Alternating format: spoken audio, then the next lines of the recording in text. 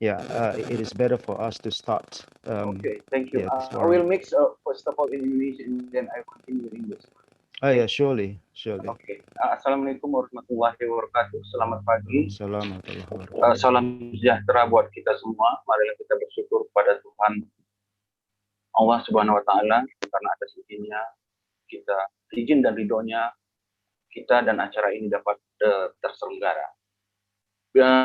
Karena ini pembicara speakernya from another country, so I have to follow the welcome speech in English. Good morning, ladies and gentlemen. Thank you to each and every one of you for being here today on Friday Forum. It is such an honor for me to speak on behalf of the Friday Forum team. Let me begin to warm welcome for all of the participants. First of all, the honored Dean of Faculty and Language and Art, Universitas Negeri Medan, Dr. Abdul Rahman Adi Saputra MPhum, Vice Dean, first Vice Dean, Dr. Wahyu Triamonjo MPhum, second Vice Dean, Dr. Masito Warni MED, and the third Vice Dean, Dr. Masito Warni Siregar MPhum, and also head of English department, Anggreni Tesesia SPD MPhum, as secretary, Indra Hartoyo SPD MPhum, head of a program studi education Nora SPD MPhum, and head of program studi non education Julie Ramadhani SS MPhum. Before we get started, I would like to express my appreciation to the faculty, to the department, specifically English department, and to the program study, and also our supporter is Real Journal. Thank you for your support. So this moment, this FGD run well. So who generously helped us to make this seminar of FGD. And also, last but not least, to our speaker, Professor Christy and El Jaka, PhD. Thank you for your time, or for your sharing the knowledge later on to us. Hoping whatever you share will be useful for all of us, because most of the participants, as far as I know, is a student, lecturer, teacher, and researchers. So you will share your knowledge. Thank you very much. Well, I don't want to take much time. I have to give to the Dean of Faculty and Dean Faculty Language and Art, Bapak Abdul Rahman Adi Saputra MPhum, to open this FGD official. Saya mohon kepada Bapak Dekan FBS Fakultas Bahasa dan Seni untuk membuka acara ini dengan resmi. Kepada Bapak, waktu dan tempat kami persilakan. Terima kasih. Bismillahirrahmanirrahim. Assalamualaikum warahmatullahi wabarakatuh. Selamat pagi, salam sejahtera bagi kita semua. Puji syukur karena Allah Tuhan Yang Maha Kuasa, pada hari ini kita masih dapat melakukan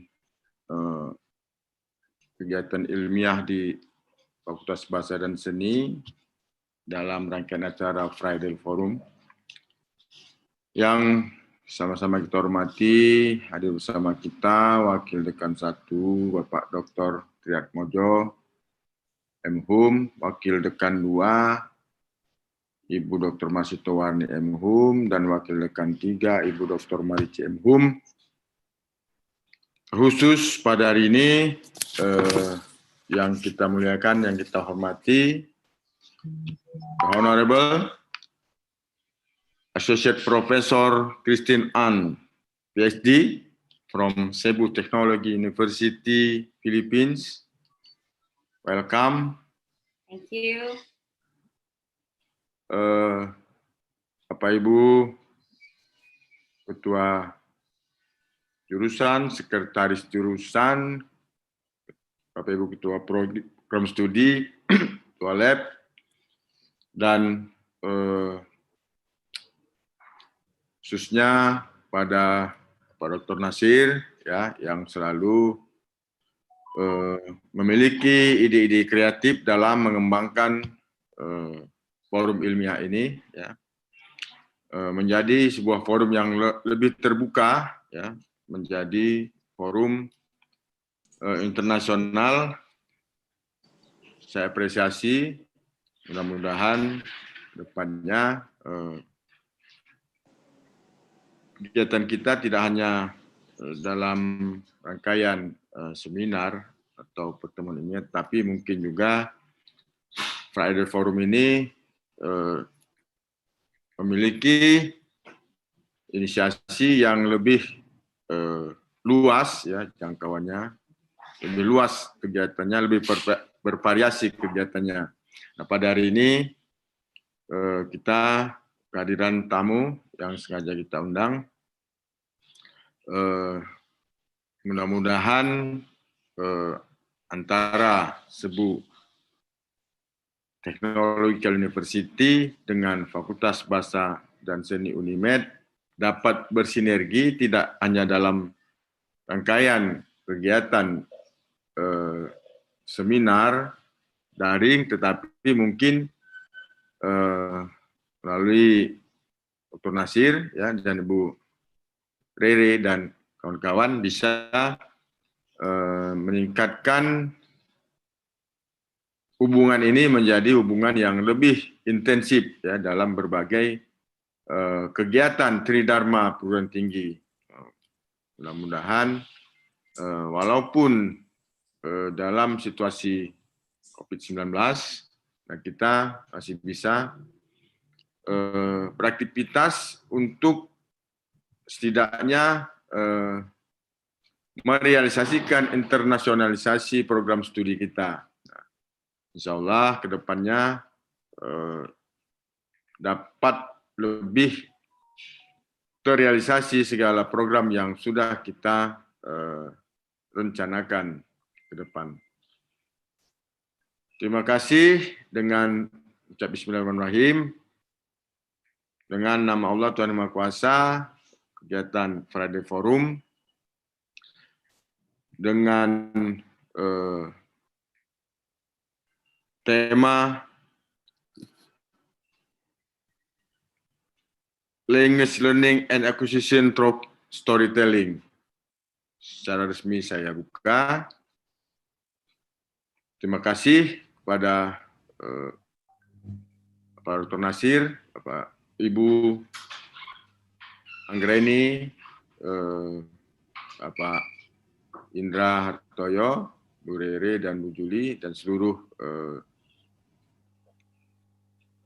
dosen yang terus berpartisipasi dalam kegiatan Friday Forum. Terima kasih. Mohon izin nanti saya tidak bisa mengikuti kegiatan sampai akhir, ya, Bu Rere, Pak Nasir, ya. Ya, siap, Pak Dekan. Thank you from Prof. Christine. You're welcome. Thank you. Terima kasih Bapak Dekan. Thank you to our Dean, Dr. Abdul Rahman Adisaputra Impum, which already opened this seminar officially. And not forget, also I'm welcoming to our professor already in here. I saw in here on the screen. We have so many Professor Christy in here, and also international professors to watch this, watch your sharing later on. We have here for a moment. I just saw Professor Amrin Saragi, our senior lecturer in our English department, is already in here, hoping that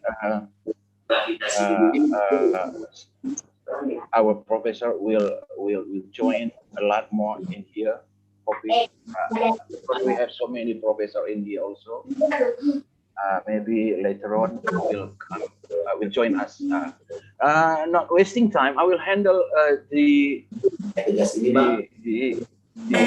this moment to our moderator, Ibu Ade Ainun.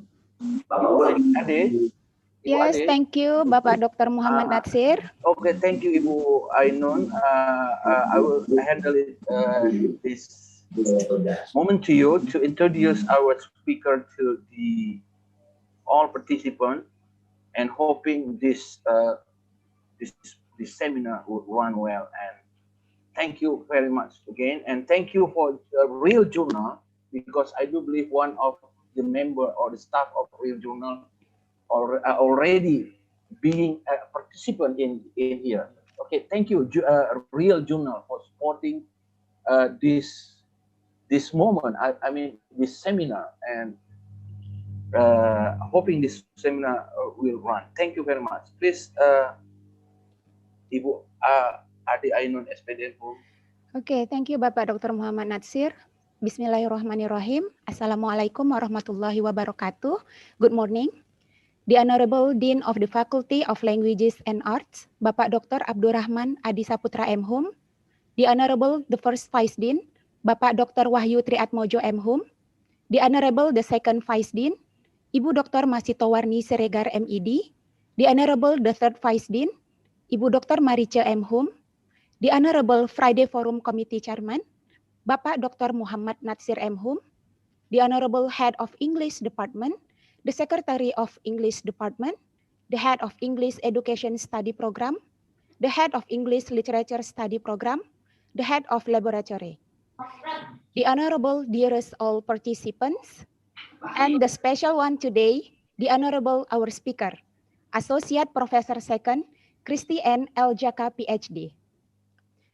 Before the presentation begin, allow me to introduce the speaker.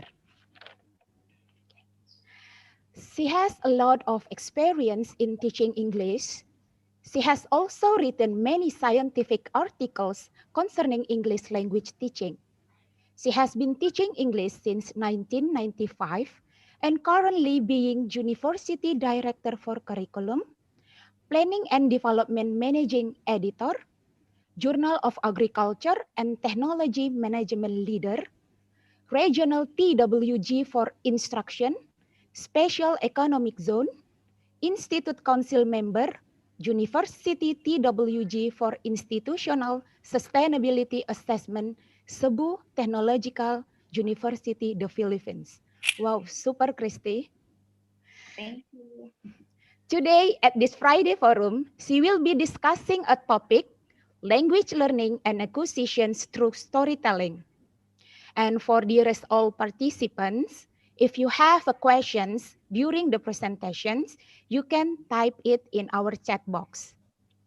Well, Christy, you have 50 until 60 minutes to present your presentations. Please, Christy, time is yours right now. Okay, thank you very much for that very kind introduction. First of all, I would like to thank you for allowing me to become part of your Friday Forum session. So today I am going to share with you a combination of what I have done as a researcher in the use of stories, particularly local stories, in improving our children's or our students' language learning and acquisition. So may I share my slides? Yes, please, Christy, with pleasure. All right, thank you. Okay. I hope my slide is already seen. Did you see my slides? Yes. All right, thank you, thank you. Okay, very well. Okay, so today I will be sharing with you the use of stories in developing the students' language learning and acquisition.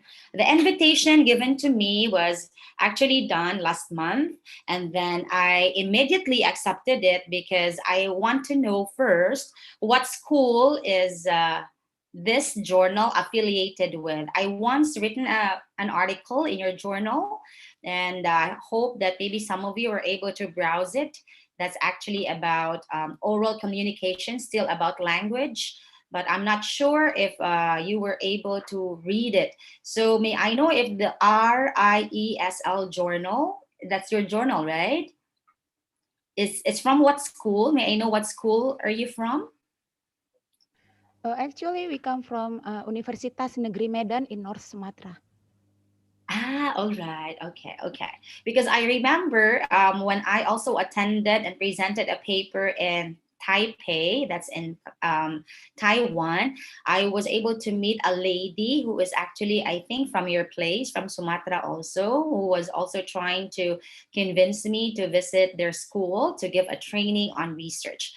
However, my presentation today, although is a product of research, is already more on the academic presentation. So this is a combination of the two researches that I was able to validate the value and the importance of storytelling. So I'll start now. Okay, can you hear me? And you hear me well? Yes, Miss. Yes, All right. Christy, please. Okay, so have you seen the one I shared already? Not yet. Yes, already. You have seen it already? I could not see it on my screen. Did you Uh, see it already? yes, I can see. Yes, Christy, clear. It's All very right. clear and Okay, so the title of my presentation this morning is Pag-asoy. So can you say it with me? Say Pag-asoy. Pag-asoy. Pag-asoy. So Pag-asoy. yes, Pag-asoy is actually a local word, a Cebuano word in particular, which means storytelling. Okay, so you have learned a new word today from Cebu, Philippines, which is Pag-asoy. I also have an article on this because my intention is to include the word Pag-asoy as part of the world's dictionary. So when I introduce something from my culture. So I'm using a word in our place in Cebu, which actually means storytelling in general. Okay, to continue. Okay, I'd like to introduce myself also personally. My name is Christy. My complete name is Christy Ann Haka. Okay, so I'm a teacher by profession. I'm a mother by heart. I'm a writer and a trainer by chance, and I'm a researcher by choice.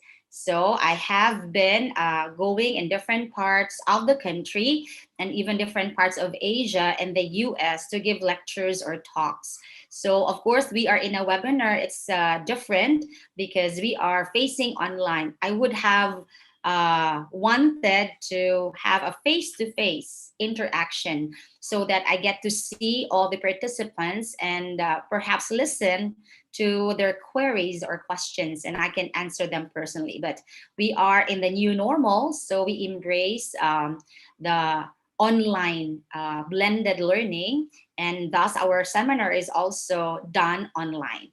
But anyways, as a teacher, I have taught high school for 2 years in the Sisters of Mary School here in Cebu, and I have been teaching in college for 24 years. I'd like to say that I have been with the University of San Carlos, one of the premier and famous universities in the Philippines. That's in Cebu. I have been there. I taught there for 22 years. I'm very new. I transferred to a state university that is Cebu Technological University.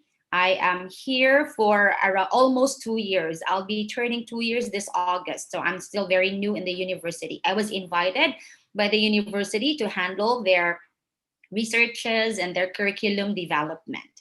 Okay, so I also taught in the graduate school, like I handle master's and doctorate classes every Saturdays and Sundays, not just in our school, but also in other universities in Cebu. So I have always been invited to do guest lecturing, and I also gave trainings also to different schools. All right. And then your place is also close to my heart because I had been to Indonesia, but it's just in Yogyakarta.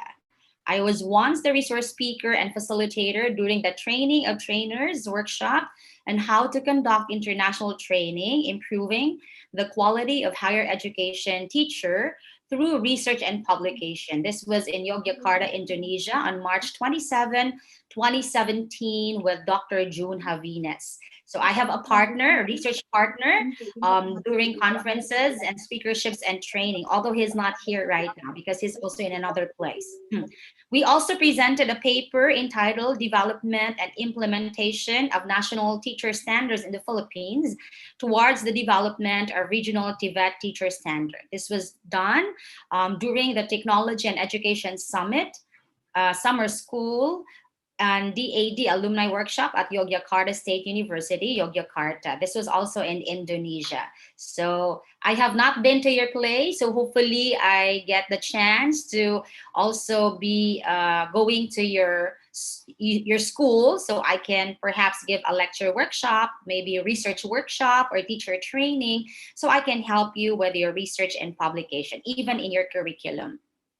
All right, so now is my presentation outline. So welcome once again, everyone. May I acknowledge the presence of all the professors, the researchers, the teachers, the students of your university who came to participate in this Friday forum session. So my presentation outline is in a form of questions. There are three questions, First question is, how do students acquire a language? Second is, how do students learn a language? And the third is, how does storytelling help in language acquisition and learning? Okay. There are three keywords that we have to understand here. One is language acquisition, second is language learning, and the third is pag-asoy, or in English, we call this as storytelling. Okay, locals, they want a word for storytelling. Okay, so these are the three keywords that we get to discuss during the session. Okay, so let's start off with the two essential questions. Why do we tell stories? Okay, and what do stories offer? Because the idea here is through stories, children or individuals get to hear words and get to share their experiences, and they get to relate. So there are a lot of things that stories can offer that can help in language learning and language acquisition. So welcome, and put these two questions in mind. If you have your own questions, you can write them down and ask me questions later. Or you can also raise your hand if you want to ask questions, because my presentation is intended for a common understanding on how we go about storytelling as a whole, as a tool in language learning and acquisition. But I think I would be more appreciative if you are going to ask me questions regarding your personal experiences and what you want to ask about me on how you are going to go about this. All right. So once when I visited Indonesia, you get to see this place here. I am fascinated actually with the beautiful sceneries, the architecture, the nature, and all these here. So this is where I once visited the very beautiful Borobudur Temple, which is actually a heritage site. And I have done a little research that this place has around how many kinds of Buddhas. They're the sculpture, they are well made. And then I also have noticed that in this place, there are so many things that you can see about nature and about history and about culture for Indonesia or Indonesia. Okay.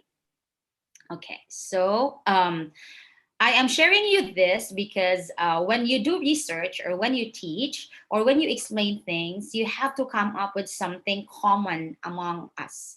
So because I'm not from Indonesia, I'm from the Philippines, so I'm starting off with an idea that there are two things that I have learned about Indonesia. They have a very beautiful culture and they have beautiful places. And with this, I only can remember the Borobudur Temple. Can you relate to me? Have you been there also? The Borobudur Temple? Okay, so meticulously carved relief sculptures here mediate a physical and spiritual journey that guides pilgrims progressively toward higher states of consciousness. This is what I have learned when I went to the temple. And correct me if I'm wrong, but I have researched that there are around almost 504 statues of Buddha in your place, in that particular Borobudur temple. I'm having some notes here also for the presentation.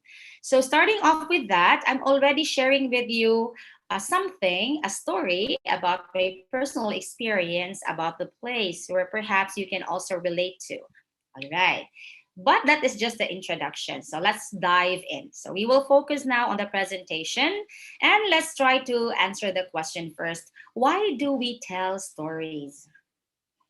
Storytelling in education can be an effective way, okay, or tool to promote language acquisition and language learning, especially in foreign language. That's why I intentionally include a local word that you will learn, that you have just learned this morning at the start of my presentation, and that is Pag-asoy, which is actually storytelling in English. So why do we tell stories? Primarily, we tell stories because we all have stories to tell. You have your stories personally about your school, you have your stories about your family, you have your stories about the books that you have read, you have stories about your country, you have stories about your place, you have stories in all corners of your life.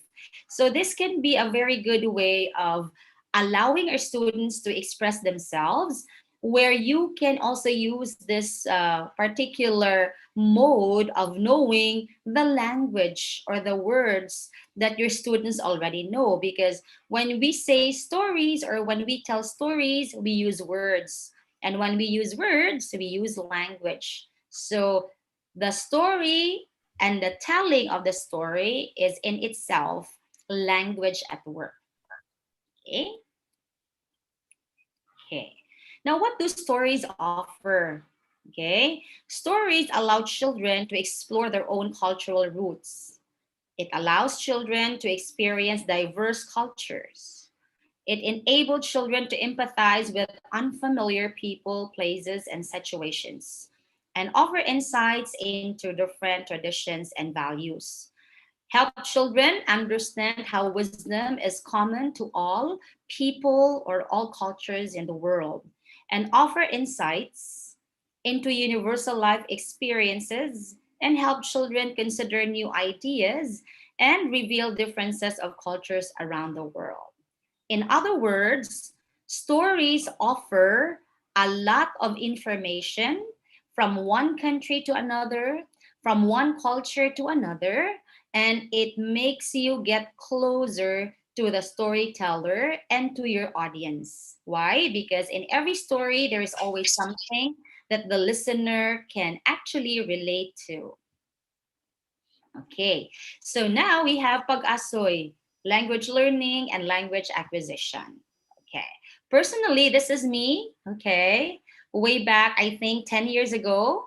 Okay, so I was actually volunteering to give storytelling sessions. This is inside the library of the University of San Carlos Basic Education, where I also conducted the research a long time ago. And I personally did it because I'm also a storyteller myself.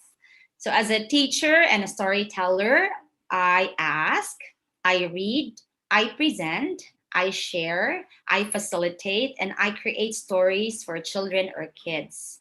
Okay, and whenever I tell stories, I always have big books with me here. So I have a big book here, and this one also have a big book here, because when you will be teaching children, it's more advisable that you bring pictures with you, because when they get to see the pictures and you get to share to them the story or include something from the picture in your presentation, the more their creativity will be developed, and they can associate those ideas that they see in the picture to a word that they can connect now when they will be sharing their insights soon.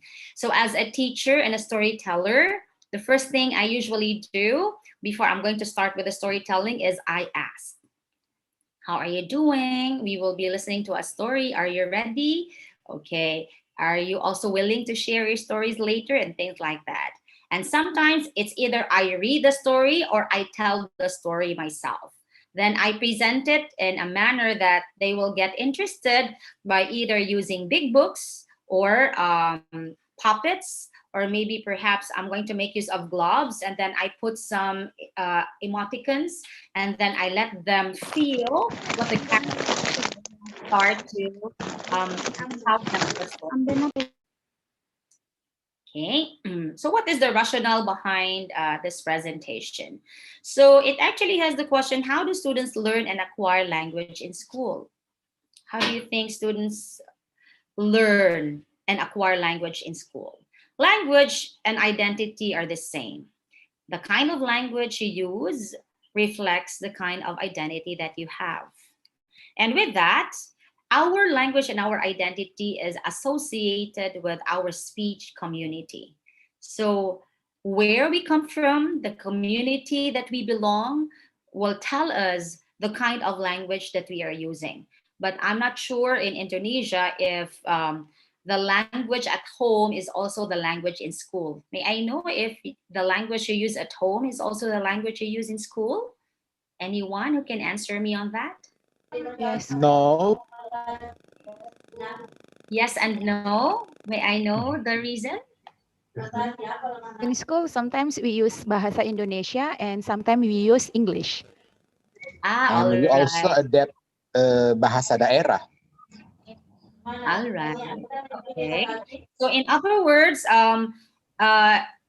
almost the same here in the Philippines. Like for example, my kids, I have two boys and they speak English, and they also speak English in school because they are studying in a private university where I also taught before. So we speak English at home, they speak English in school, but we also speak a little about our own language. I am a true-blooded Cebuana from the Philippines, so I speak fluent Cebuano at the same time as an English teacher, and because I am schooled, educated in a university, I also speak English. That's why I do a lot of lecturing as an English teacher. But the majority of the Filipinos actually are sometimes, based on research, cannot finish school because the language they use at home is not the language used in school. In other words, speaking in English in school is what is required, okay, because we have this English policy. But then when the students go home, they use their home language. So sometimes students' understanding and comprehension is being affected because of the fact that the language they use at home is not the language that they use in school. When supposed to be, it would be more effective if what they use in school is also what they use, of course, at home. Home and school language should have been the same. That's why if they're not the same, we do the bridging, right? So in our educational system, we have the K+12 enhanced basic education system. We started by introducing our mother tongue, meaning the language of the region, the language of the place. And we call that mother tongue based multilingual education. I'm also one of the trainers, okay? I train all over the Philippines about multilingualism, the mother tongue based multilingual education. In fact, I have written 3 books on that for grades 1, 2, and 3. It's entitled Pag-asoy sa Cebuanong Pinulungan, meaning learning the Cebuano language, which is actually being offered in grades 1, grade 2, and grade 3. So we have L1, which is Cebuano, and then L2 is Tagalog, and then we also have L3, which is English. But that is not usually the case because in the Philippines, as a multilingual country, we speak different Filipino languages. Depending on the mode of classification, we actually have around 170 to 180 Philippine languages. So there are a lot of Philippine languages. It's not only Tagalog. Tagalog is only spoken in Luzon area. As you can see in the Philippine map, there are three big regions in the Philippines. We have Luzon, we have Visayas, and we also have Mindanao. Okay, so Manila, which is the capital of the Philippines, is situated in Luzon. But I am from Cebu. I'm from the Visayas region. But even if I'm from the Visayas region, I can also speak Tagalog. Okay, the one spoken. But when we say national language, it is not just Tagalog. Because when we say Filipino language, it can be Cebuano, it can be Tagalog, it can be Ilonggo, it can be Waray. So these are Philippine languages. So it is not just Tagalog. Okay, I just would like to stress that out. Okay, all right. So the next question here is, what does Pag-asoy have to do with language learning and acquisition in school? Okay, so when you start telling stories, again, as mentioned earlier, in stories, it is a real reflection about life. Because as you tell stories, you use words. And when you use words to tell your stories, language is already at work, right? So when someone tells a story, when someone reads a story, we are being introduced to the world of language because we get to hear words, we get to see words, we get to feel words, and we try to put meaning to the words, right? All right. So later on, I'll be answering these two questions in the last part of my presentation. So what then is Pag-asoy? Pag-asoy is also known as storytelling. This is my own definition of Pag-asoy, my personal definition, own definition, but written in English. For me, Pag-asoy is the art of narrating, telling, sharing local stories and personal experiences in a casual, personal manner. So why do I say it's an art? It's an art because different storytellers tell stories differently. So if I will give you my story and then you will tell my story, you have your own way of telling it. So it's an art, which means no two storytellers will tell the story exactly the same way. Okay, and then it's narrating, it's telling and sharing local stories. I'm using the word pag-asoy because I wanted this to be included in the vocabulary words. Why? Because when you say pag-asoy, it is something that I can closely relate to, because when asoy is actually a local word which means tell stories. Okay, so narrate, I tell stories, but local stories. So if I say local stories, these are legends, myths, folk tales, stories about my place, stories about my community. Okay, I will not be telling stories in English. I'll be using local stories. That's why I'm using pag-asoy, because this is a local term for sharing, narrating, telling local stories. And when I tell these stories, I also include personal experiences because I can easily relate to the story in a casual and personal manner. Again, this is my personal definition of pag-asoy, although I am describing it and writing it in English so that we will have a common understanding of what I am. And it says here that the use of local stories in the classroom can encourage students' oral participation, as they can share personal experiences and they can also express their thoughts and feelings as they relate to the story.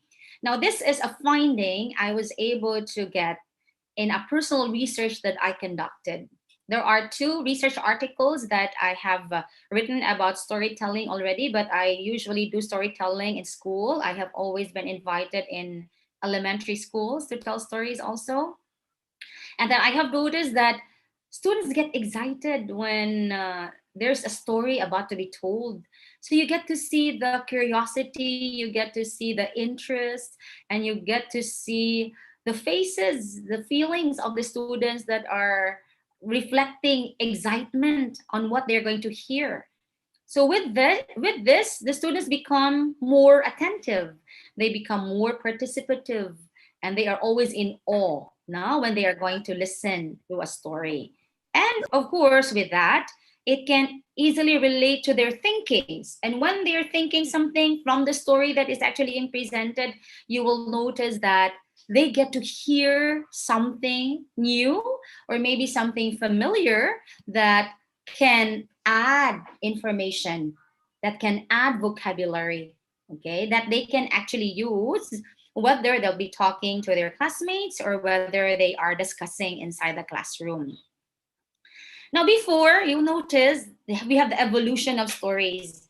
Before, stories are short. You have fables, right? You know what fables are. These are stories which has animals as characters, and they behave as if they are human beings. So these are the usual stories we tell our children. Why? Because in these short stories, there are lessons that we want our students or our children to realize. Because in each of these short stories, there are values like the value of discipline, the value of honesty, okay, and all that. But now stories are already a little bit different. When we say stories, the understanding of students of stories become different, because now stories are now Facebook stories, Instagram stories, and these are the stories that you will find on the web. You cannot find any more of those local stories, not unless you're going to watch videos, right? So these are the stories now. So you see the evolution of stories. If we will not be sharing, if we will not be telling our local stories, chances are they will be forgotten. And when they will be forgotten, then our younger generations cannot anymore relate, because they are already exposed to media. They're already exposed to the internet. And the language that they will get from the internet is something foreign, because not everything they see in the internet they can easily relate with. But if you are going to tell them local stories, they can always associate themselves with, because that's what they see around them. It's within them. And apart from stories, we also have vloggers. Yes. So there are YouTube videos, there are vlogs that will tell them, I have been to this place and this is my story, and they're sharing their story. So the evolution of stories has changed over time. Okay. And then what is the implication here? The implication here is that we have to start where our learners are. Where are they? So if you will be teaching, or if you will be researching, or if you are conducting an investigation on something, you have to start with where our learners are. There are so many researches about vocabulary from the internet, all the materials on the internet, but very few are researching about the local, about our environment, about our community, about our culture. And I think those are, for me, more meaningful researches, because we get to see and share our culture to the world.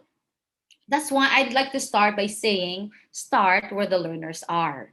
Or I may say, when you do research, start with what you have observed around you. You don't need to go too far, right? And then here, if you notice, for a while here, I'll transfer this here. All right. If you notice, there is a connection between storytelling and language acquisition and language learning.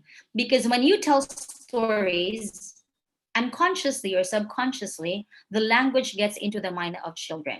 So how is language acquisition and language learning different? Everybody, the moment we're born, we all have the innate ability to learn a language.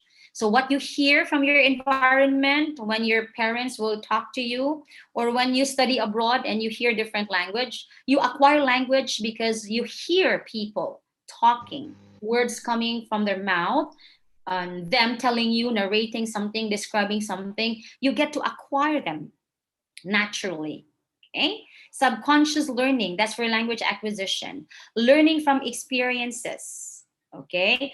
Learning from what you hear from your environment, from who you are relating to, from what you see around you, from books, movies, games, toys, conversations, and so on. And then knowing also through language, picking up words, trying to ask for things, talking about experiences. That's why when you do storytelling, when there are stories, language is at its abundance. Why? Because without you knowing it, what comes out of your mouth are ideas, feelings, emotions, thoughts that are being represented by language. So that in itself will give you an idea on what you already know, what you already have, because language is a representation of what you are, what you know, what you feel. Okay. On the other hand, language learning is actually a systematic way of knowing a language. And knowing a language, you have to know the rules, the structure of the language. And that is why we have English classes, and maybe we have Bahasa Indonesia language classes, because that is conscious learning. Acquisition is subconscious learning, while that's language acquisition. But language learning is conscious learning. You have to learn the rules, you have to learn the grammar, you have to identify errors, and you have to use things and words correctly in a manner that you will be understood. It's knowing about the language. So you know the grammar rules, you memorize the words, the vocabulary, you have to construct grammatical sentences, and you have to use words in a smooth and accurate manner so that you will be understood by the person you are talking to. Okay? Are you still following? Yes, of surely. course, Christy. Surely. Okay, okay. Is it clear? Can you hear me well? Yes, yes. Absolutely, Okay, yes. all right. So once in a while, I always ask that question because normally attention span is only 5 minutes. And of course, if I'll be talking for almost an hour, I have to have attention check. So if I say good morning, you say Christy. Good morning. Christy. Oh, only just responding. Christy. Okay, so we will have attention check. Good morning. Christy. Right, good say. If I say Philippines, you say Indonesia. Philippines. Indonesia. Good morning. Christy. Philippines. Indonesia. Good. I have attentive participants. I like it. Thank you very much. Welcome. To continue in school, okay, so we are in school, we are academicians, we are scholars, we're teachers, we're students, we're researchers. What we do in school has something to do with language learning. But in the process also of learning a language, we also acquire a language. Like, for example, you are all Indonesians. I'm from Cebu, Philippines, and I'm talking to you in English. Although you have also your grasp of the English language, but the way I speak English may entirely be different from how you speak English, right? So you also get to learn something from me. And learning is not only more on grammar or on rules, it can also be on ideas. It can also be a way of presenting something. Maybe you can also come up with an idea that I think I want to research on this. I think I get an idea from the speaker that I have to work on something that is relevant in my environment or in my country or in my school and something like that. And with that, you get to acquire information. Learning and acquisition, for me, goes together. What you acquire, you start to learn. You acquire it first and then you learn it later, because learning is more formal. Acquisition is you hear it and you get to know about it, but later on, when you learn about it as a whole, you get to understand that there are rules that you have to follow. So if you have been studying linguistics, you get to understand that it's not enough that you know the syntactic rules, how to construct grammatical sentences. You also have to take into consideration the semantics, meaning even if you have composed a grammatical sentence, but the meaning is also ambiguous, okay, you have to rephrase it, you have to rewrite it, right? So meaning also is to be included. And apart from meaning, we also have pragmatics, context, the use of that language. You have to use the language appropriately. Thus, for me, when you acquire a language, that comes naturally. But then when you learn a language, you get to understand that meaning has to be taken into consideration. Rules have to be applied, especially when you learn a new language, and that the context, the use of the language, it should be appropriate to that occasion or to the choice of words. Okay. Next, how storytelling affects the brain. So this is something scientific. So it says that there is a neural coupling. A story activates parts in the brain that allows the listener to turn the story into their own ideas and experience. And thanks to a process called neural coupling. Okay? Okay, so there is a study, this is scientifically based, that when you hear stories, it activates your prior knowledge in the brain, right? And it allows you to turn the story into your own personal experience. Another one is actually mirroring. Listeners will not only experience the similar brain activity to each other, but also to the speaker. So they do not only relate to the story, they can also relate to the storyteller. Okay, right. What else? Okay, you also have the dopamine. The brain releases dopamine into the system when it experiences an emotionally charged event, making it easier to remember and with greater accuracy. In certain parts of the stories, that hits the students, that stays in the mind. Of course, in the memory, we have long-term memory and short-term memory. Those that have a big impact on us will stay in the long-term memory. But if they are not really that forceful, it goes to the short-term memory, right? Lastly, storytelling can also has an impact on cortex activity. When processing facts, two areas of the brain are activated, the Broca's and Werner Kurz area. So if you are a linguistics major, you're familiar with this, right?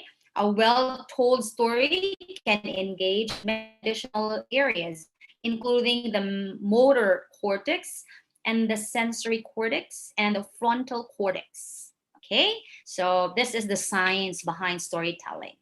Okay, are you able to follow? Are you okay? Good morning. Christy. Yes, good morning, Christy. Okay, I'm glad you're still with me. All Yes. right.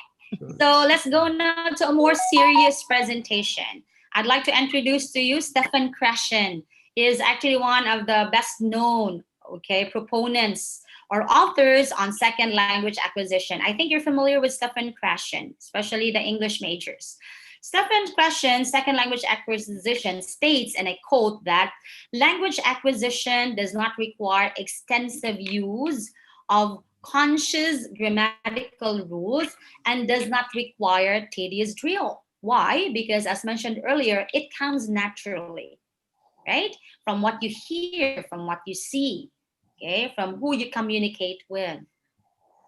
And acquisition requires meaningful interaction in the target language. It says here, in the target language, meaning in natural communication, in which speakers are concerned not on the form of their utterances, but with the messages they're conveying and understanding.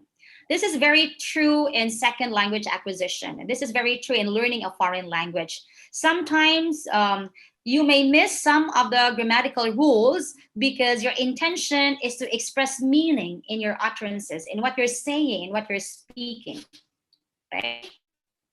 And then the learning comes in when you get to understand that when I write this down, I have to make sure that I have to write it grammatically, following the rules of the language. And according to Stefan Krashen, he has this comprehensible input.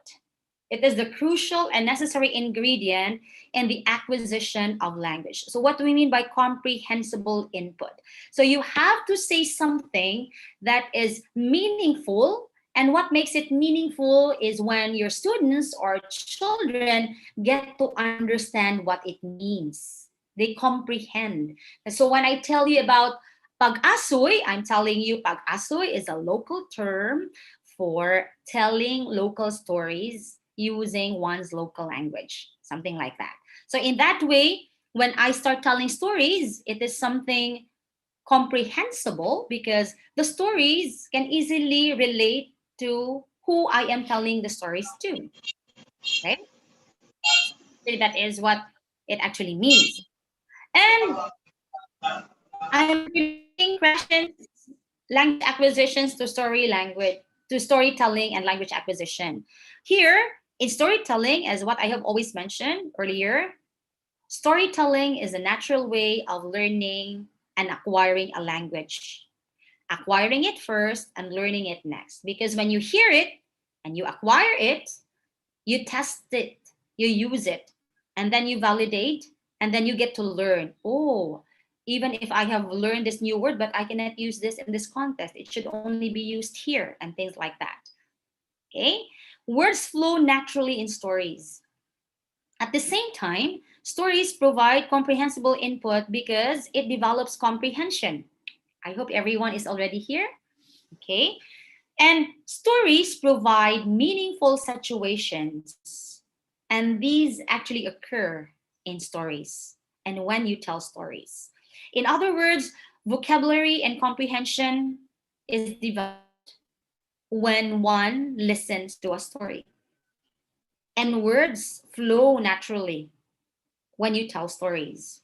And as mentioned in the previous slides, it has an effect in the brain because as stories are told and words are uttered, feelings are actually activated and the mind starts to understand, relate, and think of personal related experiences that can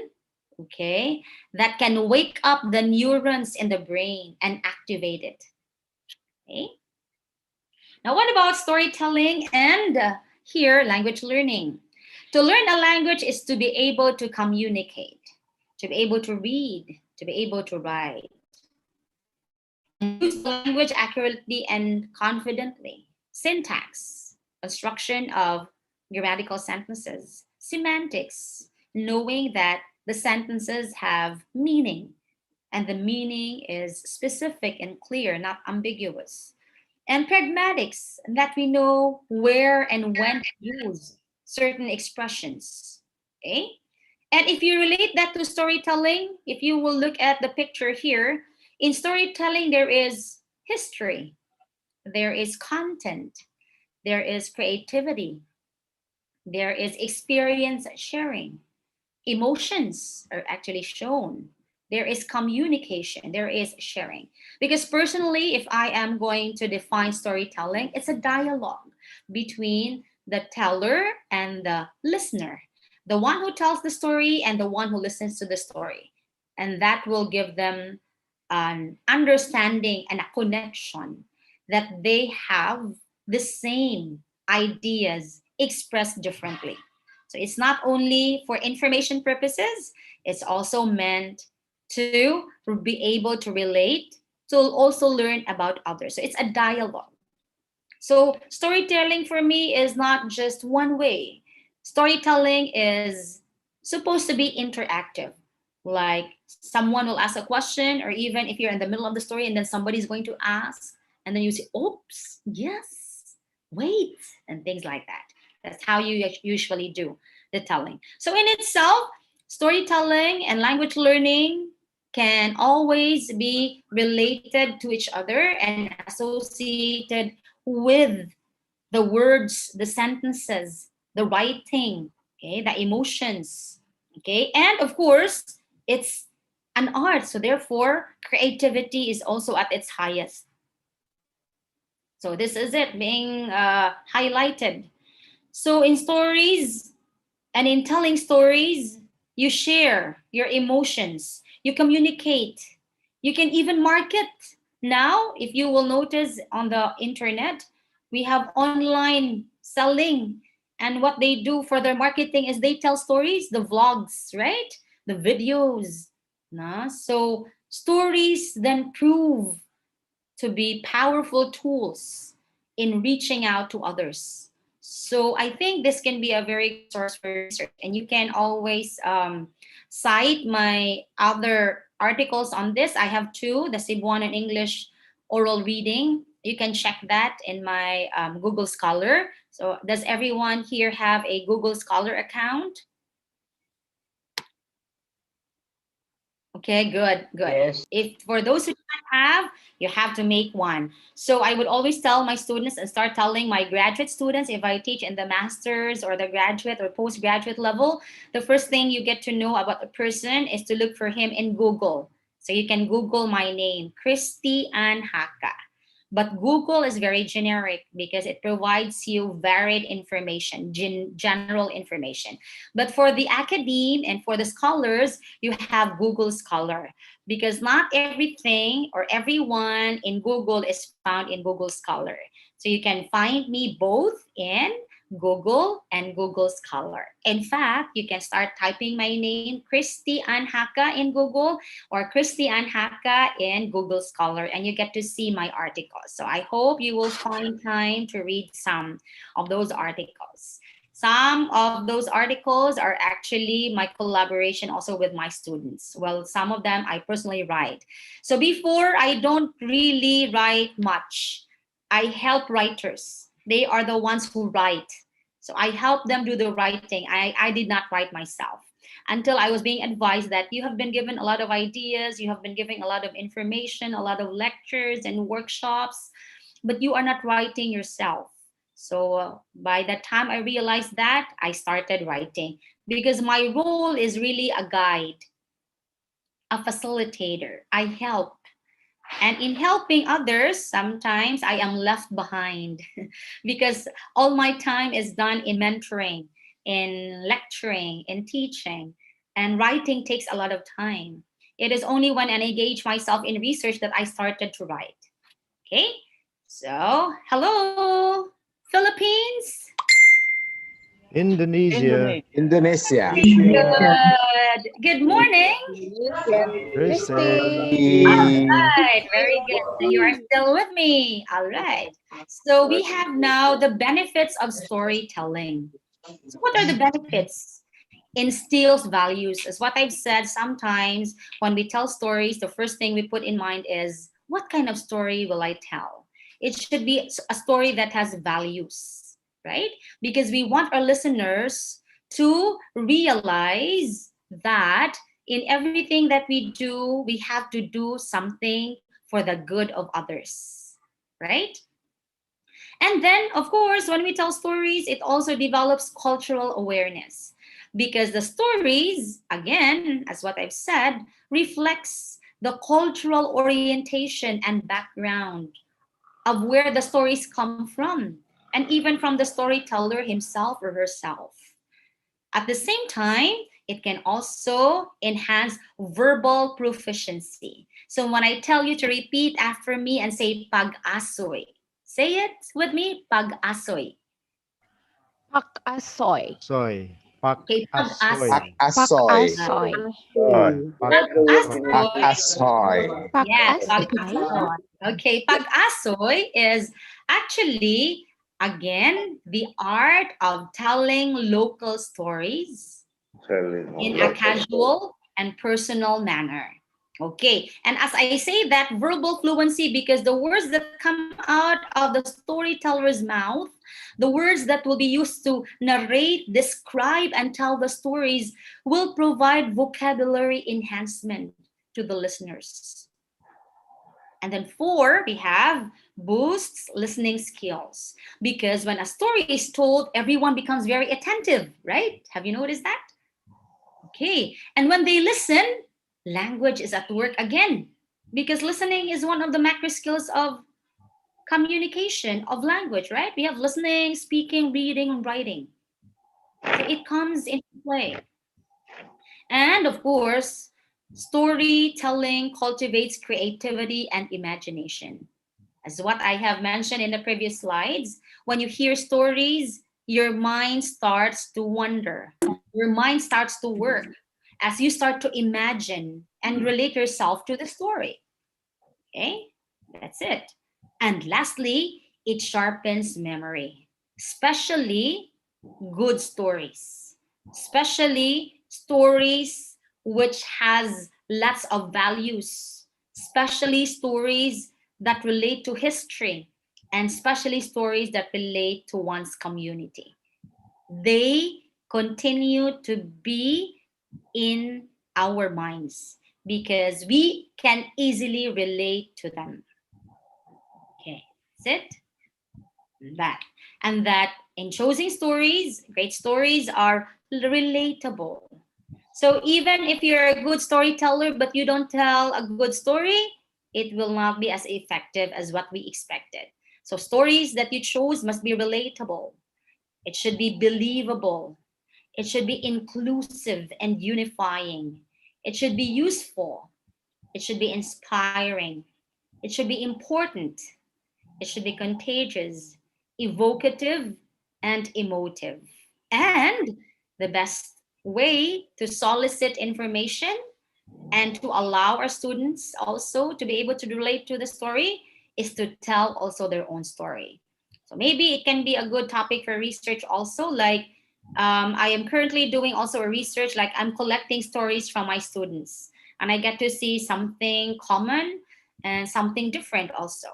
So writing stories can also be a good way of um, developing creativity among our students. Okay, that's it.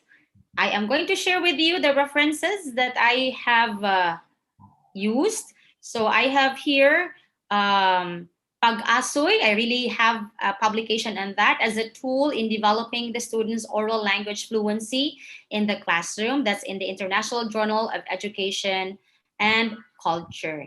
And at the same time, I also have another article on Cebuano and English oral fluency among beginning readers. That's in the journal, International Journal of Linguistics and Education. So you can write that down, Cebuano and English oral reading fluency among beginning readers. And I will also plug the article that I also have written in your journal, that is oral communication for student teachers. Maybe if you have time, you may browse over it and let me know of your ideas so I can incorporate your suggestions in my next research project. Okay, so I would like to show you. Okay, so this is where I get the information from, although some of them are from my readings and my personal researches. This is actually the International Journal of Education, Culture, and Society, where this article that I made on Pag-asoy as a tool in developing the students' oral language fluency in the classroom. So far, it already has reached 1,050 views and downloads are 242. Maybe if you want to study about storytelling, make an article about it, you can check this particular article that I have written, including the one I mentioned, the Cebuano and English oral reading fluency among beginning readers. You can check that in my Google Scholar. Okay, that's it. And then I think that would be all. Thank you very much and have a good day. So I will be spending some of your time to answer your questions and to get your feedback. Okay. Okay, thank you, Christy. There is a very insightful presentation from you. Okay, thank you. Well, without further ado, let us continue to the Q&A sessions, or we call here as the discussing session. All right. Christy, we have the first questions belongs to Professor Berlin Sibarani, and the questions is, all right. Input hypothesis by Stephen Crescent says that effective input should be I+1. John Swale says that input can be effective only when the learners get the chance to use the input. Storytelling can provide input to the learners. How do you explain the effectiveness of the storytelling from this perspective? Okay, so there are different ways of explaining things. When you do research, you only get to see a part of the question being tested. When you do research, you cannot research everything in general. So you have to do it by chunks. So when I say storytelling, if you are going to mention about certain theories and then you relate it to storytelling, you have to specify what area and you have to test it yourself. I cannot validate your, for example, question to the study that I have conducted because I'm only limited to this particular study? That is a very good question. And that is a very good point. Perhaps you can check its effectivity if you can conduct your own study on that. So it's a validation of the theory in applying storytelling, either in language acquisition or in language learning. Okay, I do not speak in general because as a researcher, I understand that I have my limitations. It may be true to my context, it may not be true in another context. So you have to validate that in your own personal research. Thank you for that question. That's a very good one. Okay, thank you, Christy. Just continue to the second question, still from Professor Berlin Sibarani again. Okay. Learning and acquiring a language are two different constructs. Yes. Acquisition is characterized by natural context, while learning Correct. intentional design. How do we know Yes. that the achievement of the students results from learning or acquiring? Okay. To answer that question, again, that's a very relevant question. We don't need to assess when we say language acquisition because, as we say, it's spontaneous, it's natural, right? So when we acquire a language, there is no single instrument that will tell us how many languages or words have we acquired. On the other hand, language learning is easier to assess because there are standardized tests in listening, speaking, reading, or writing, like the TOEFL, the IELTS, and all that. But still, for me, the word learning as an educator is something that connotes a continuous journey. Because sometimes when we say learning and we test it, we stop from testing. No, for me, it's not like that. When you learn a language, you continue to learn that language because learning in summative assessment, when you give a test in English, is just a recall on what you know about words and what you know about grammar and about rules or about sentences. But real language learning for me is something continuous because when you learn, you don't stop. So if you put a demarcation, because my hypothesis is that language acquisition and language learning for me go together.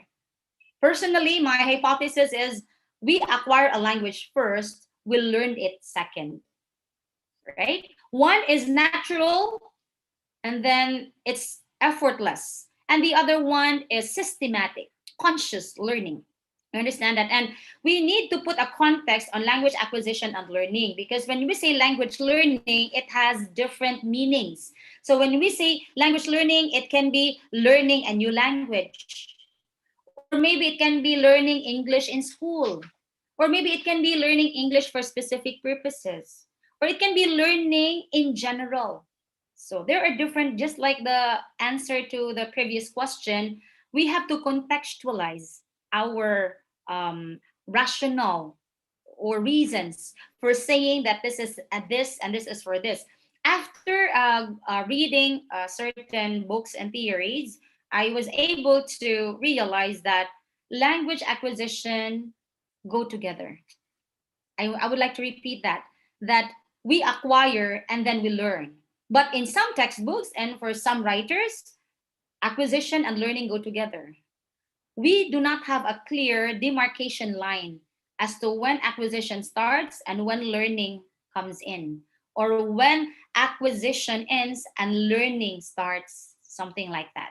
So it has to be done in a subjective manner, and we have to focus actually on a particular context and with a particular group of subjects, depending on, because when we say language acquisition and language learning, it may mean a child acquiring a language, or maybe an adult learning a new language, or maybe an immigrant learning a new language. So it has different contexts.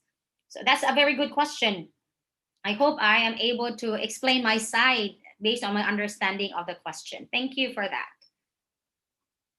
Well, thank you for the great explanation, Christy. We are going to the next question, Chia. Okay, this questions belongs to Bapak Syafarudin Marpaung. And the first question is, in what level can we apply storytelling method or strategy in teaching learning process? And what about for adults or university level? Okay, very good. Very good question also. If you are going to ask me what level, I have to ask first, what level are you referring to? Because the leveling, we have beginner, okay, something like that. That is for TOEFL or IELTS. When you say level, I think what you mean is what type of stories can we tell to children, elementary, high school, college, graduate school, and universities, right? So that can be one meaning. So it is not the level, but it is the kind of stories, right? Because for me, there is no level in the telling of stories, because for me it is something very personal. I chose the story because I believe that my audience will like it, or maybe I'll ask what kind of stories does my listener want me to tell them, and then I start from there. So if you remember, I start from where the students are, so what is it that interests them. So storytelling is not only for children, it's not only for elementary, it's not only for high school, it's not only for college, because even right now, online learners are into digital storytelling. Are you familiar with Nas Daily? Nas Daily, do you know Nas Daily? Okay, Yes. so Nas Daily, NAS. Okay, he is actually a very famous vlogger who tells stories in 1 minute. Yeah. Information, he capitalizes everything in 1 minute, and that is a story which everyone can relate, whether you're elementary, high school, college, or graduate school, right? Why? Because when we say stories, we are not only referring to, or storytelling, we are not only referring to I as a teacher inside the classroom and my students listening to me. No, when we say storytelling now, as the evolution I mentioned earlier, storytelling now is about telling what you know about something to others. Even reporting can be turned into something like a storytelling. It depends on how you interpret it. That's a very nice question, but maybe what I can say is that stories abound. We all have stories to tell. Maybe we just have to tell it in an interesting and useful manner, so that we can use storytelling really as a tool in learning. So I hope I'm able to answer that question. Did I? Yes. And the second question just still relate from the first questions. The questions is, can we combine the storytelling method or strategy with additional media, traditional and modern, such as wayang, picture, doll, video, and animation? Yeah, sure, sure. There are so many types of storytelling. You can have digital storytelling, you have the flipped classroom storytelling, we have blended online storytelling. So it depends. It depends on your intended audience. And most of all, it depends on your objective of telling a story, right? Okay, thank you. Thank you, Christy. We are going to the next questions. It belongs to Bapak Willem. I will read it first. An interesting explanation. Share indeed, Professor Christy. Thank you. Nice Pag-asoy. Seeing Oh. you here reminds me of some classmates of mine from the Philippines. When doing a course on diploma in applied linguistics in RELC Singapore in 1989 in 1990. Oh. The following are two all that I would like to know from you. The first one, I wonder if you can share with us your best key to create stories. And the second one, please tell us how we can have or read your books of personal stories. Okay, please, Christy. Oh, okay. So yes, yes. Okay. Number one, the first question, if I get it right, is actually how to create stories, right? Am I right? Yes. How to create stories. And then the second one is if I can share. Okay, for a while, I'll get my book for a while.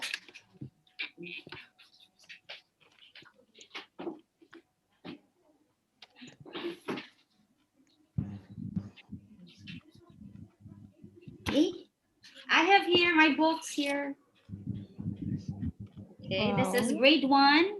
Okay, and then I also have grade 2, and then I also have grade 3. Okay, that's for elementary. So this is Pag-asoy learning our local language because of the multilingual education that we already have. Apart from that, I have another one.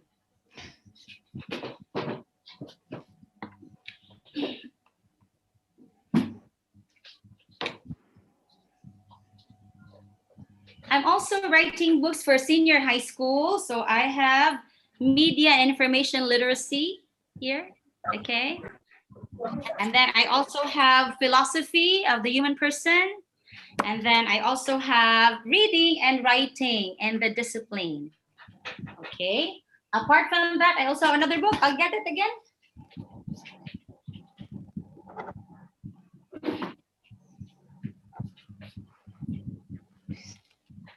I have here reviewer for teachers, those who want to take the licensure exam. And then I have here my oral communication book. This is Speak Up and Be Heard. And then I have here research book, Research Writing Made Easy. I use this in senior high school, but I also use this with my college students, and even my master's students also buy this book because this is very basic introduction to research. So in answer to your question, I started sharing my books first. So in answering your question, number 1, how do we write or create stories? There is no definite rule. To be true, there is no definite rule. Stories are products of one's creativity and imagination. So from the previous slides that I mentioned, when you create a story, you have to think of the impact of the story. What is the message of the story? What values will the reader get from the story? Or you have to answer the question like, why should I read this kind of story? If I am, you put yourself on the shoes of the reader. So if you are the reader, what will attract you to read that book or read that story? Something like that. So there is no definite rule. When you write a story, you have number 1, your audience in mind. Number 2, you need to have a clear objective or purpose of writing the story. Number 3, you have to make sure that many can relate to your story. And then number 4, you must make your story valuable, interesting. There is something that you would like the reader to feel, the reader to remember, and the reader, okay, to associate himself with. Okay, thank you for that question. I hope you are able to you are satisfied with my answer. Are Okay. you? Wow, Christy, you publish so many books, yeah? Just a little. I'm your follower right now. Thank Okay. you. Well, we continue to the next question from Dr. Muhammad Natsir. The question is, language acquisitions, is that close with the pragmatic? Language acquisition is actually natural way of getting the language around us and with the people we associate with. On the other hand, the next word is, what's the next word? The next word is language acquisition, and the other one is, what was that again? Language acquisition, is that close with the pragmatic? Okay, pragmatics is actually a branch of linguistics that deals with the context where you use the language. Okay, so it has something to do more of the learning of the language. Once you get to learn the language, you get to learn about the language sounds, sound patterns, sound system. You get to learn about the language rules, that's grammar, rules of the language. And you get to also understand the context of the language. Okay, meaning when is the best time and when is the best situation that that language is actually appropriate. So in that way, you will notice that when you have come up with a grammatical sentence, you have to know then when and where you're going to use that. So pragmatics is the branch of linguistics that deals with the context on where and when. Situate yourself where you are going to use that particular language. That's it. Okay. Well, You. thank you, Christy. You're welcome. Now, we still have so many questions, actually, Christy. Okay. Now, we continue to the questions from Bapak Toms. The first question is, children have not got yet much story to share with others. It will be successful feedback from a teacher as a storyteller. I'm sorry, but I would like to beg to disagree. Children have more stories than adults. Why? Because in every experience that they have, they tell stories. Like, why did they cry?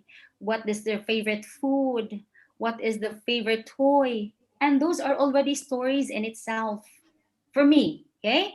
So, which means to say that when a teacher tells a story, for example, I'm a teacher. So, I'm going to tell a story that my students can relate to.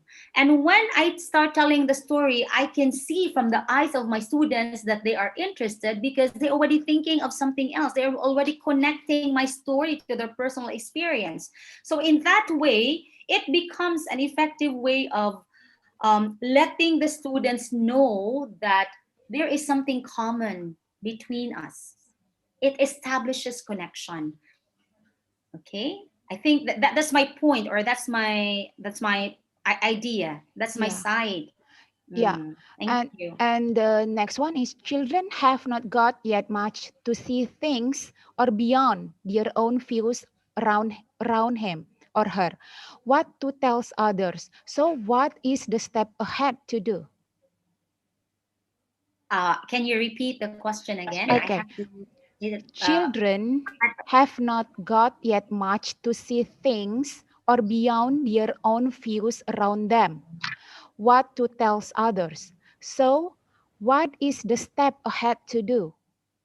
Okay, as a teacher, I have to tell you that we should not underestimate our students, especially our students right now who are already exposed to media, who are already exposed to the internet.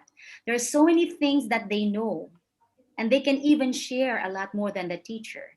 So I'll go back to the premise that you have to share something that they can easily relate so that they can also participate as they try to connect the story to their personal experiences. That's it. That's it. Okay. Thank you, Christy. You're welcome. Now we are going to the next question from Bapak S.M. Lingga. And the question says, in Indonesia, we have more than 600 different languages. Most students don't use English at school and at home. They only use English in the classroom. Do you have any ideas how do we start to tell them the story in English? All right. Okay, that's a very good question. What you will do is start with a story that is most common to them. Even if you use English to tell that story, but they can relate that local story. So which means to say that is the best indicator that they have learned or they get to acquire new words in English. Because in that way, when you show them pictures, let's say, for example, you tell them stories, let's say, once upon a time, there was a boy who was, and that story is a local story. And you start speaking in English and you get to point some of the characters, let's say something like that, or maybe you are going to say something like this, like, for example, house. So they get to connect that to the local word in Indonesia about what is the word, what is the how, what is house in your language. So when they get to hear the word house in English and you point it to the picture, they get to know and have that vocabulary word with them. So which means this is in my local language and this is a house, but this is house in English. Do you understand that? So when we tell stories, by the way, I have to inform you that stories should be short. You don't tell long stories. You tell short, interesting, valuable stories. Okay? All right. All right, Christy. Last but not least, the question from the chat box belongs to Selvi Nurhayu. All right. She is a student from English Education in Universitas Negeri Medan. Okay, so actually, I've seen a video which told we can teach new word or language for children by storytelling using the language that they want to learn. For Yes. example, is in English. Yes. And without trying to translate it into the first language, only using gesture or mimic to support students' understanding about the story. Yes. So, according to you, Christy, is it an effective way? Because in my opinion, with such a method, student engagement will be less, while student engagement is important for students' language acquisition. Thank you. Okay. Student engagement comes in when students are able to relate to the story. Okay, language plays a second role because when you tell stories, regardless of the language that you use, as long as when the students can relate to the story, they will always be engaged. But I would also say that is something true in what you mentioned earlier. Like number one, stories are more effective if they are told in the child's first language. I have proven that in my research. You can write it and Google it. Cebuano and English oral reading fluency among beginning readers. I have proven in that research that students have more engagement, are more participative when they get to hear stories told in their first language than in English. So what I did was that, okay, the same set of students, I tell the same story, but one is told in the local language, Cebuano language, while the other one is told in English. Then I have noticed that students are more participative when I tell the story in the first language or in Cebuano compared to the one in English. But both storytelling does allow students to participate, but they participate more, okay, when I use the Cebuano language. You can check on that. Cebuano and English oral reading fluency among beginning readers. I also have an article on that. Okay. Okay, well, Christy, just like I told you before, last but not least, but we have very enthusiastic participants here, so we still have questions again and again. Okay, we are going to the next questions here, Christy, from Bapak Elia Masa. The question says, the students in Indonesia, before enter to university, they have learned English for 12 years, but they cannot speak English fluently. Do you know why? Okay, what is the answer there? You know what is the answer? The answer is because even if they hear English, even if they learn English in school, but they don't use it constantly, they will always forget it. That's why in the Philippines, we also have the English policy. The students, when they get in, they have to speak English and they have to communicate in English. Learning a language is done best when used. Okay? So language use for me is much better than language learning because learning a language does not assure that you can use the language. But using the language is a reflection that you have learned the language. That's my personal hypothesis, right? So how do you get to speak well in English even if you have learned in English? You have to speak English to anybody, to someone, right? In fact, I wanted to, if I only have the time, actually, I'm a very, very busy person. In fact, I am having a training. I am doing a curriculum mapping training in our university, but I excuse myself because I am in this forum. If only I have the chance, I even wanted to have my own channel or internet site where I can talk. It's not really about language learning, but it's actually more on, I have this idea, but I have not implemented it. I'm sharing it with you. I want to call it Let's Talk. Let's Talk.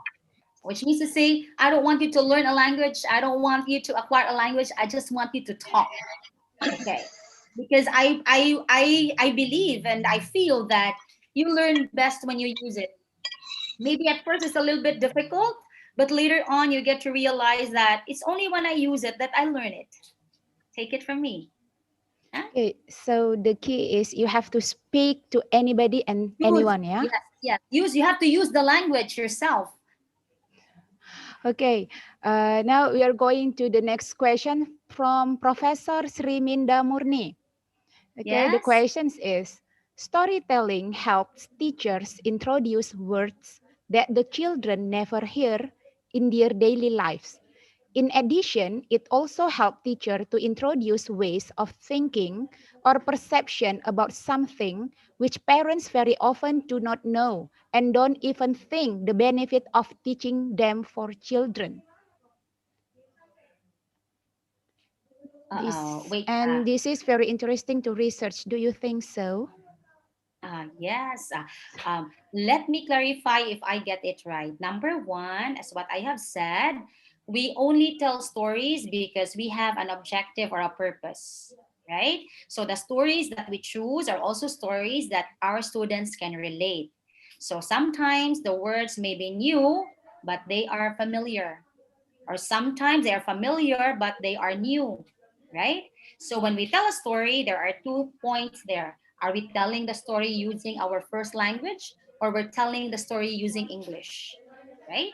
So either way, students learn because, as what I've said, stories are made up of words, right? The events in the story is represented by the words we chose to tell the story. You understand that? So therefore, maybe you can start a research like looking for story telling techniques in different subjects, like for example, maybe for elementary, for high school, for college, or even in the graduate school, and the kind of stories you're going to tell, and try to check on its effect in its comprehension, or maybe in how they get to make grammatical sentences, because there's so many areas that you can research on about that. Okay, that's it. Thank you. Thank you, Christy. You're welcome. We still have Another questions. Yes, of course. It belongs to Puspita Sari from SMK Telkom. The question is how to build a storytelling for vocational high school students to motivate them in language acquisition. Oh, that's very good. That's a very good question. I like that question. I think this is only a suggestion. If I am to tell a story about vocation now, I will tell them stories about the kitchen utensils, right? Because they can easily relate because it's vocational. Let's say cooking. Or maybe if it is industrial, maybe they will tell something about the chair, something like that.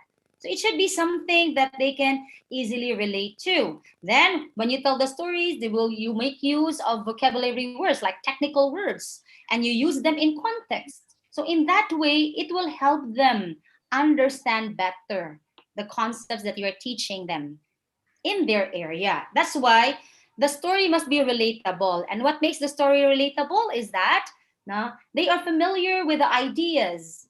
Then they are familiar with the words, or that the words are new, but they are taught the proper way of understanding its meaning through the context that is being provided in the stories. That's it. I see.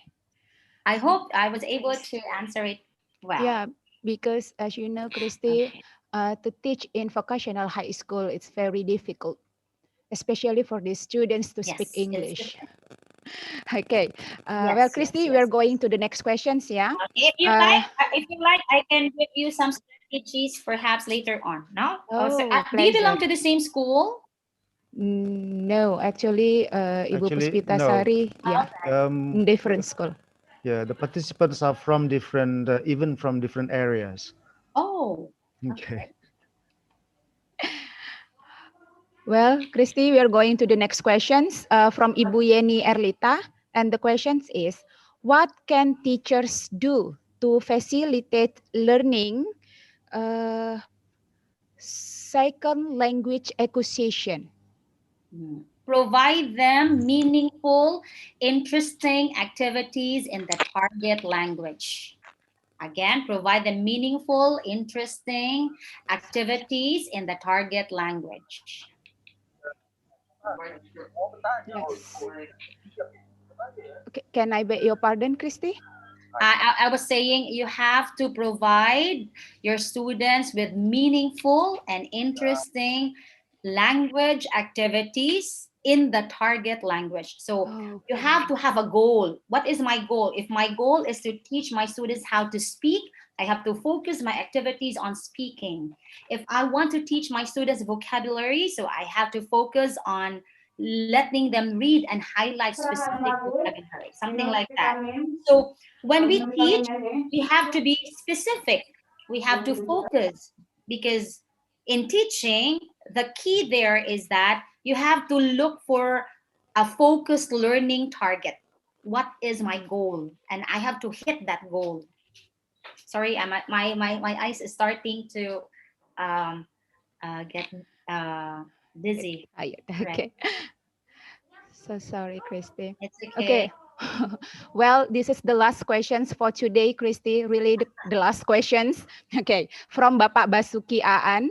And the questions is, I think creating stories orally, especially, it is not simple, while the English is still really as a foreign language one.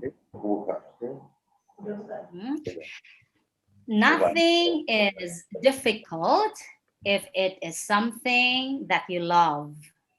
When you love something, it is never difficult.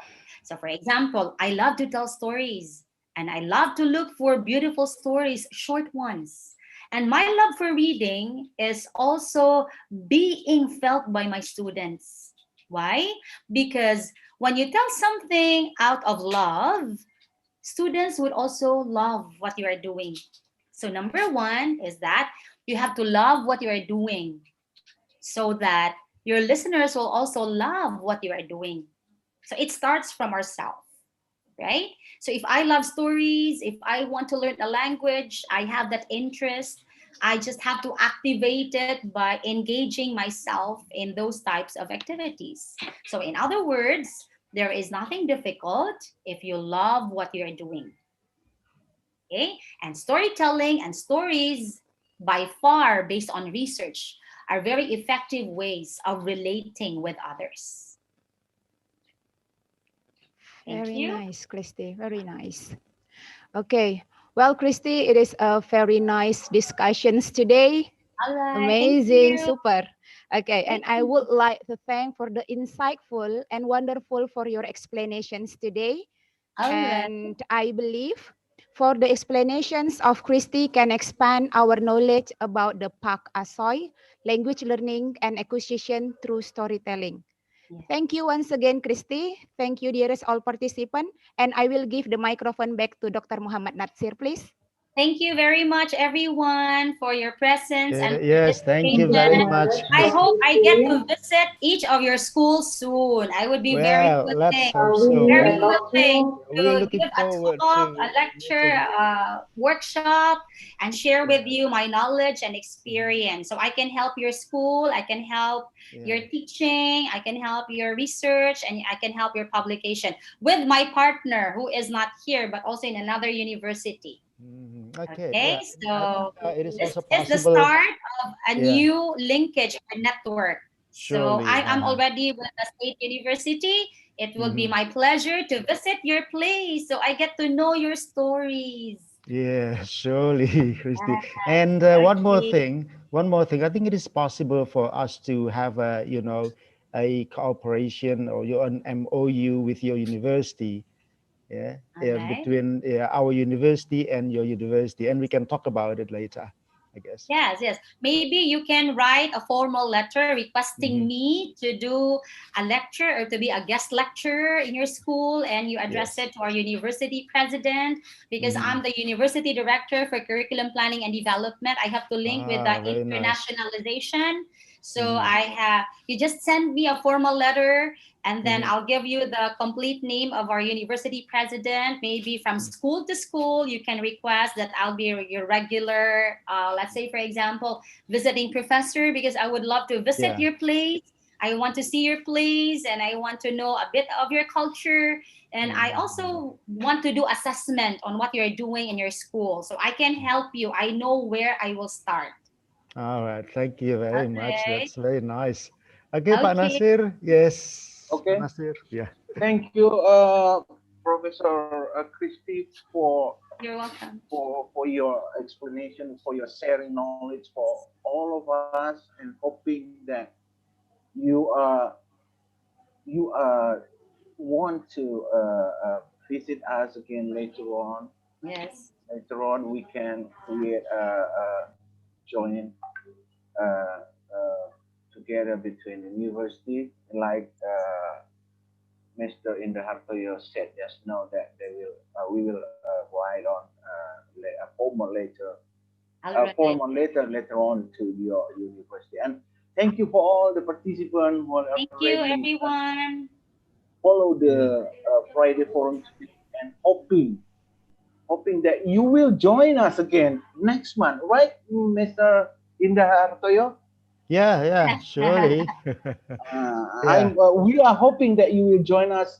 Should we say who will be the speaker next? Well, we are still arranging. Actually, we have the speaker, of course. Yeah, I just received a text from one of our professors, and he would like to be the speaker for the next month forum. Okay, but we need to discuss the topic. Yeah, and not only the topic, but also how we will do it.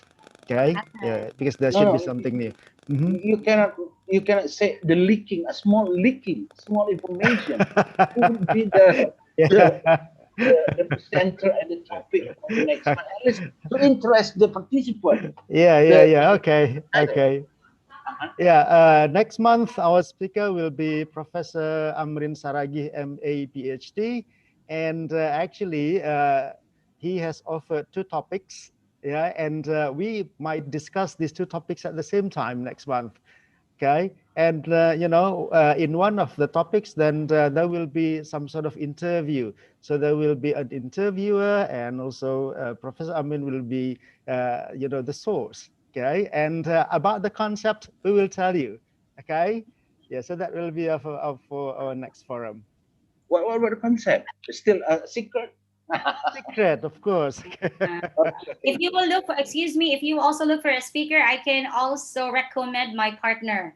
The That's one very I nice. do research with, also a trainer, the one I mentioned, maybe for maybe 2 months from now or 5 months from now. Okay.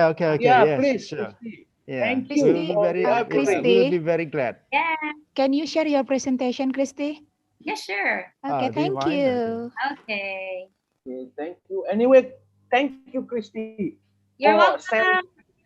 For sharing your knowledge to all of us. Yes, it's my pleasure. Encourage us to do this language learning and language acquisition. This is really interesting for all of us as a teacher, a lecturer, or even a researcher for your presentation. Thank you very much again. Thank you also very much. I just would like to ask, I sent an email to the one who communicated to me, and I have some questions there. So I hope I get to see the response. Thank you. Okay. I see. Yeah. All right. We will send them. Okay, thank you. See you. Thank you. Okay, yes. Thank you very much, Christy. Yes, Pak Nasir. Yes, so that will be...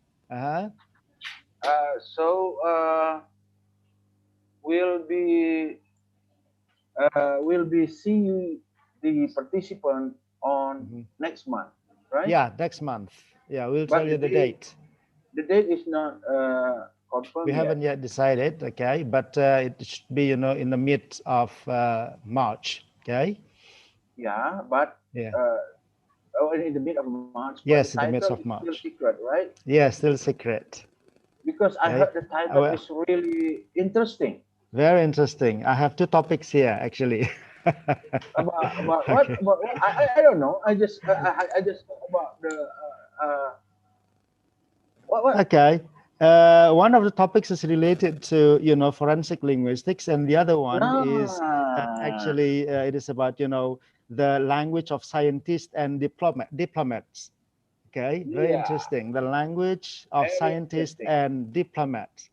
Okay, so that will Linguistic be our forensic. next focus. Yeah, forensic Linguistic forensic. linguistics, and so I have read you the other topic. Yeah, but again, we still have to think about the concept. Well, Christy, thank you very much. Yeah, for Thank you, your sir. Sir, covering if this I may morning. Yeah. request, can we have Yes. a photo ops, a picture for all of us that Yes, you can Oh send me surely. through yeah, email? Yes, I can yeah, report surely. it to my Yeah, that will university. be. Yeah. Okay, Okay. Ma'am Christine, to please take our picture. Okay, just wait a second, please. Okay. Oh, udah. Sisanya belum ya bimbingannya? oh yeah. Udah habis semua. Belum semua ya. Belum bimbingan nggak inilah. Maksudnya yang 16 itu sudah tak terasa 16 habis gitu ya. Ternyata sampai kemarin. Bisa, Ma'am Christine? Yes. Okay, done. Done. Ibu Ade already done. Okay. All Lanjutlah right. teruskan. Yes, Can Dr. I get a Natsir copy already of done. that so I can also report it in my university that I gave a lecture with you Huh? today? Oh yeah. Oh, sorry, Christy. Could you please stop sharing the presentation, the slides? Oh, sure. Yeah, Yeah, I yeah, will. yeah. because we can Stop catch all the share. picture later. Yes. Okay, yeah. Okay, for a while. Okay, yes. Okay, now we can take a picture. Yeah. Done, Christine? Done. Okay, yes. Thank you very much. We will send you the photo, okay? Okay, thank you very much. Okay. Okay. Thank you. Let's Hope meet to see again. you in your Yeah. school soon. Well, we're looking forward to seeing you here. Okay. Bye Thank bye, you very Thank Christy. much. you. Thank you. Bye. Thank Thank you. you very much, Thank you for the Christy. invitation. Thank Okay. you. Yeah. Okay. So, Happy yeah. reading. Okay. Yes. Sure. Bye. Okay. Thank Bye. you. Okay. Okay. Now we can leave this room, everyone. Okay, thank you Okay. everyone. Yeah. Okay, udah So, tinggal